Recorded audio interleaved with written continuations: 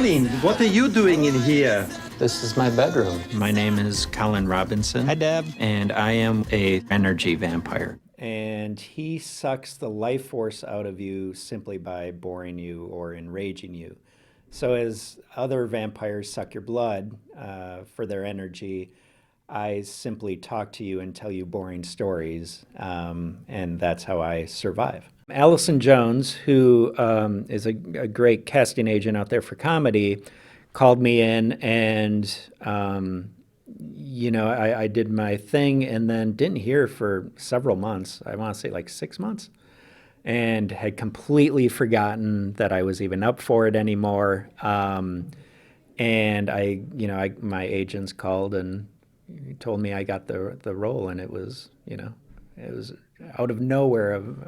Got to be a celebratory night. Hola, amigo. Hola. ¿Tú es un bueno worker? Sí, yo muy bueno worker. Y el acento, ¿dónde are you from? Scranton. Y before that, La Philadelphia. You speak English? Yes, I'm really good at English. Okay, good. Me too. Get in the car. Okay. Nate came about because my friend Joe Pickett and I would go. We were bored, and so we decided to come up with a character that we could get on morning shows. And so we created this character called K-Strass. And K-Strass billed himself as a yo-yoist that was coming to your local town to teach kids about the environment through the use of his yo-yo. And so we sent out, I believe, 10 press releases. And by the end of the day, we had 8 offers for my character. They didn't know it was a character, but for me to appear on their morning shows. And once I got on the morning show, I would talk about how awful my life was. And the interviews would always go, terribly. And after, I think around the 6th or 7th time I did this, people started uploading them to YouTube, and then Deadspin posted it on their website, and then it really blew up, and the writers of The Office loved it. And so I got a call about 2 weeks after we started doing this from Paul Lieberstein, who was running The Office and acting. He played Toby. And I went out and met with them, and about a month later, I was on the show.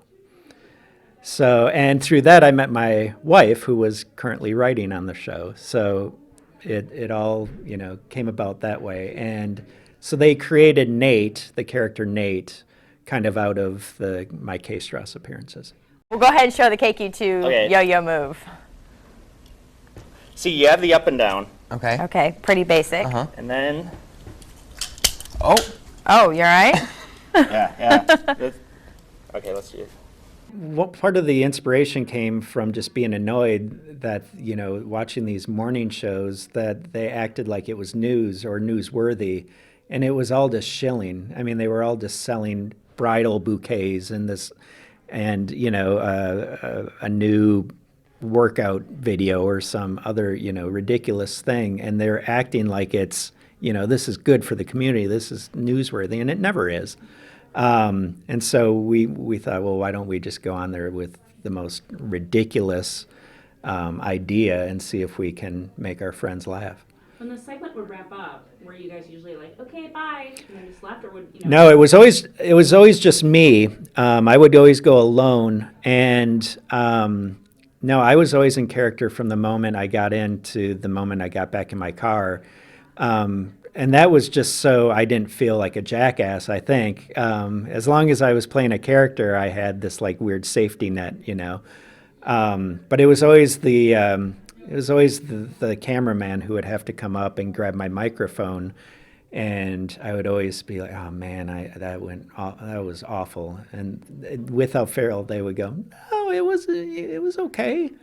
But yeah, the anchors would go just turn and walk right off.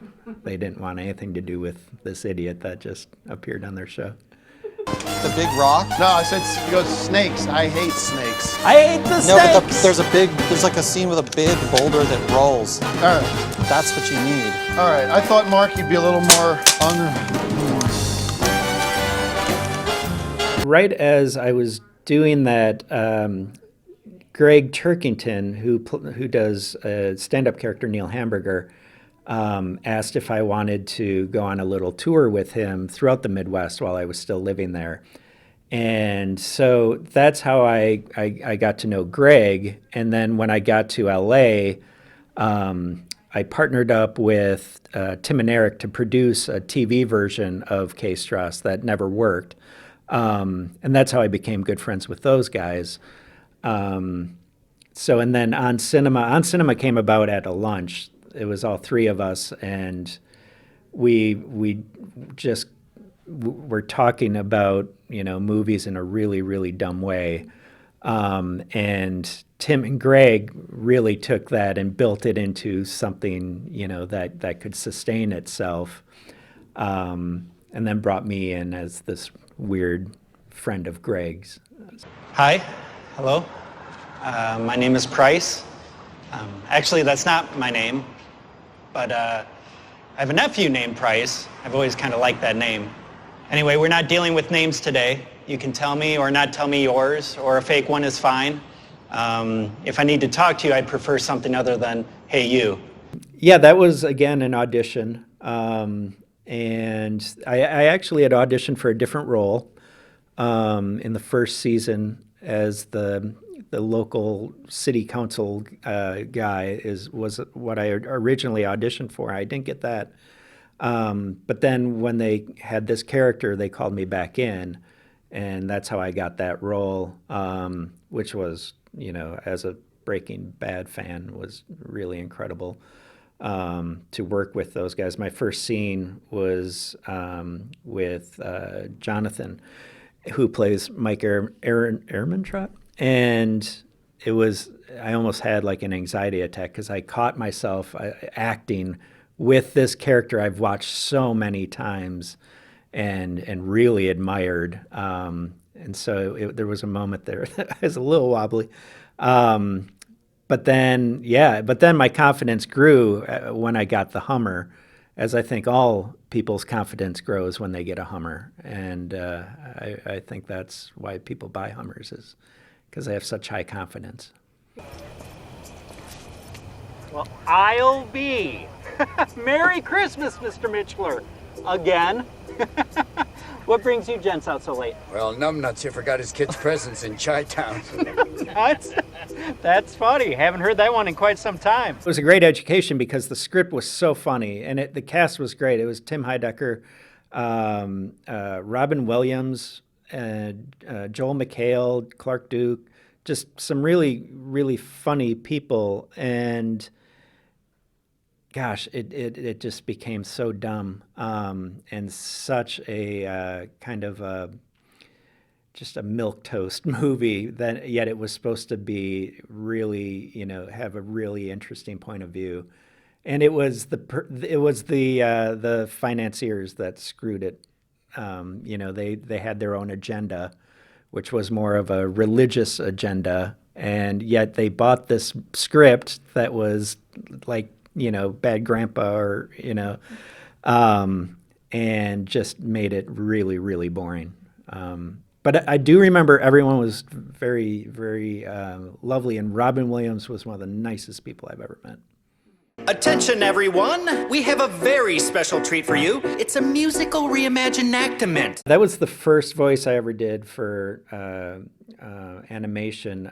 I actually got that role at an Emmy party that Lauren Bouchard was also at, and it was a small party, and we were all making fun of the Emmys and what was going on, and he thought I had a funny voice, which I guess Midwest voice. And yeah, that process was really interesting and really intimidating because you're in there and, it's Kevin Kline and, these great, incredibly brilliant actors, and then Mark Proksch, who, so it was very intimidating. But you know, and that was my first voice work, and you know, I thought that all voice work is like kind of like Simpsons-y, but I think they just wanted me to do my normal voice. So I don't know, I probably screwed it up. I have no doubt I screwed it up, but they were all very nice to me about it. What are you here for? Ready for this? I tickled some of the other teachers. No. Why? What can I say? I'm a tickler. I love to make people laugh, but I don't know any jokes. That was an interesting, I had tested for the Patton Oswalt role because he had passed, and then it was me and this other actor that were testing for his role, and then at the last second he was like, no, I'll do it. And so but then that's why they brought me back probably for that. Oh, the kindness of their hearts. I love you, Vegas! Randy, you've been here so many times, you work here. Let's get past Vegas today, huh? Let's go deeper. Let's go further. Like to Reno? Deeper. Manhole. Manhole. Yeah, that was, again, an audition, but it was Stephen Merchant, who I knew through The Office, and John Krasinski. They produce it. And so I knew them coming into it, and they knew what I could do. And then Daniel Stesson, who's absolutely brilliant, he liked me for the role of Randy. And, you know, that's a show that's just so fun to do because it's so relaxed, but yet the level of professionalism that they get out of an Adult Swim budget is incredible. The second season, I don't know if anyone has seen the second season, but it's so beautiful. And unlike any Adult Swim show, I'm so in love with that show because it's completely different than anything I do. And Randy, the character I play, is very broad, similar to kind of the really weird guy in Airplane. I forget the name of him, but he's always popping up and fluttering around. Gosh, I wish I remembered. I know his name. But it's just this off-the-wall, not grounded in any reality type of character that I don't get to play ever. So it's really just a fun role. And, you know, I write on that show a little bit. And so it's from top to bottom, I get to have some input. So it's really fun. You know, so many of the shows have no point of view, and the creators have no point of view in what they want, and the writers...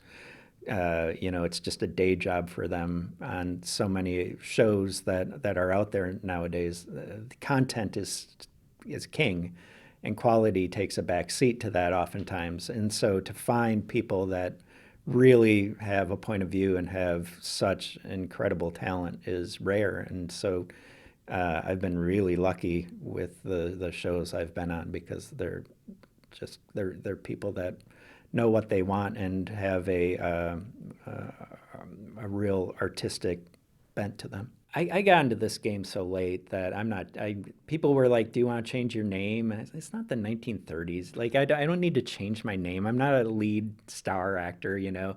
I'm a character actor. I did audition for Fargo, the first season of Fargo, and I remember after the first couple takes, the casting director was like, nah, you know, that's good, but can you not go so heavy on like the Minnesota accent because they really want it to be subtle? And I was just doing my normal voice. So I never got called back for Fargo. So yeah, I haven't really had, other than that, too many negative responses. If anything, it's gotten me jobs.